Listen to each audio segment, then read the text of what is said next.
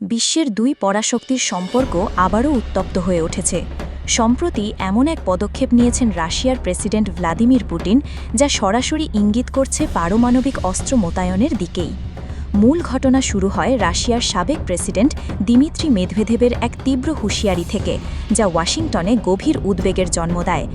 এই হুমকির প্রতিক্রিয়ায় মার্কিন প্রেসিডেন্ট ডোনাল্ড ট্রাম্প রুশ সীমান্তের খুব কাছাকাছি দুটি পারমাণবিক সাবমেরিন মোতায়েনের নির্দেশ দেন। এই সিদ্ধান্ত আন্তর্জাতিক পরিমণ্ডলে দৃষ্টি কাড়লেও রাশিয়া সরাসরি এর জবাবে বড়সড় এক প্রতিক্রিয়া দেখিয়েছে। ৩৮ বছর আগে করা এক ঐতিহাসিক চুক্তি আইএনএফ চুক্তি থেকে সরে এসেছে মস্কো।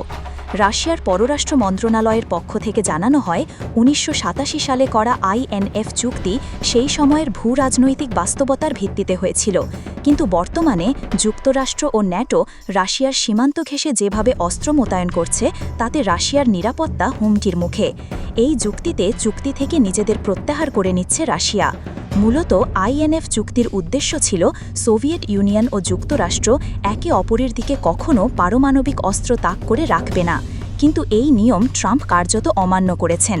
চলতি আগস্ট মাসের শুরুতে প্রেসিডেন্ট ট্রাম্প ঘোষণা দেন, রাশিয়ার নিকটবর্তী এলাকায় দুটি পারমাণবিক সক্ষমতা সম্পন্ন সাবমেরিন মোতায়েনের নির্দেশ দিয়েছেন, যদিও তিনি প্রকাশ্যে স্বীকার করেননি যে সেগুলোতে পারমাণবিক অস্ত্র রয়েছে কিনা। এই ঘোষণার পর রাশিয়া এক বিবৃতিতে জানায়, পারমাণবিক অস্ত্র বিষয়ক আলোচনা অত্যন্ত সংবেদনশীল। ক্রেমলিন মুখপাত্র দিমিত্রি পেসকভ বলেন, অপ্রয়োজনীয় উত্তেজনা তৈরি করার মতো বক্তব্য বা কর্মকাণ্ড থেকে সবার বিরত থাকা উচিত। আরেক গুরুত্বপূর্ণ দিক হল, মেদভেদেভ এর আগেই ট্রাম্পের বিরুদ্ধে আল্টিমেটাম গেম খেলার অভিযোগ আনেন।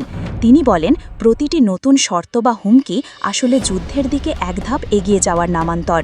মূলত ইউক্রেন সংকট ও পশ্চিমা নিষেধাজ্ঞার প্রেক্ষিতে এই মন্তব্য করেন মেদভেদেভ। আর এরই পরপর ট্রাম্প রাশিয়ার পাশে সাবমেরিন মোতায়েনের সিদ্ধান্ত ঘোষণা করেন। বর্তমানে পরিস্থিতি যতটাই জটিল হোক না কেন, বিশ্ব এখন নতুন করে ভাবছে, তৃতীয় বিশ্বযুদ্ধ কি তাহলে পারমাণবিক হবে?